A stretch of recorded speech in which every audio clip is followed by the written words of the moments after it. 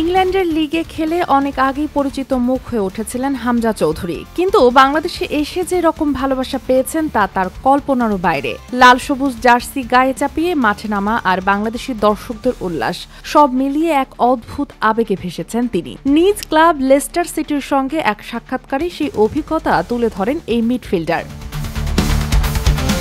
বলেন, বাংলাদেশে গিয়ে মনে হয়েছিল যেন নিজের শেকড়ে ফিরে গেছি। যে গ্রামে ছোটবেলার অনেক সময় কেটেছে, সেখানকার মানুষদের ভালোবাসা ভাষায় প্রকাশ করা সম্ভব না। 2024 সালের 17 মার্চ এই দিনটা চিরদিনের জন্য গেঁথে থাকবে হামজার স্মৃতির পাতায়। জাতীয় দলের হয়ে ক্যাম্পে যোগ দিতে বাংলাদেশে এসে অবাক হয়ে গিয়েছিলেন। বিমানবন্দর থেকে গ্রামের বাড়ি, প্রতিটি জায়গায় মানুষের ভালোবাসা ও উচ্ছ্বাসে আপ্লুত হয়ে পড়েছেন তিনি।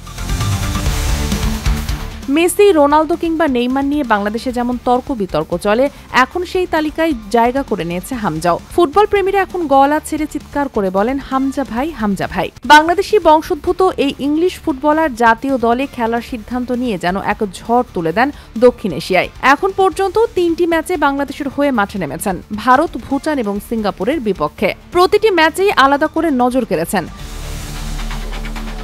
শেফিল্ড ইউনাইটেড ধারে খেলার সময় তার অনুপস্থিতিতে Leicester city English premier league থেকে নেমে যায় চ্যাম্পিয়নশিপে। তবে এবার পুরনো ক্লাবে ফিরে দ্য ফক্সেসকে আবার ইপিএলে তুলে আনায় এখন তার প্রধান লক্ষ্য।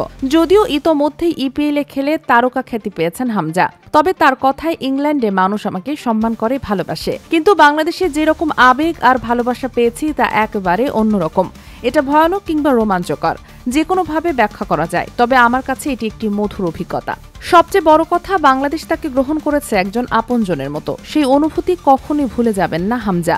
এখন সামনে ফিকে বিশ্বকাপ বাছাই পর্বের ম্যাচ। অক্টোবরে হংকংয়ের মুখোমুখি হবে বাংলাদেশ। সেই ম্যাচেও দেশের মানুষের আস্থা ও ভালোবাসার প্রতিদান দিতে চান তিনি। শেখ মাসুমা, ডেইলি আওয়ার, বাংলাদেশ।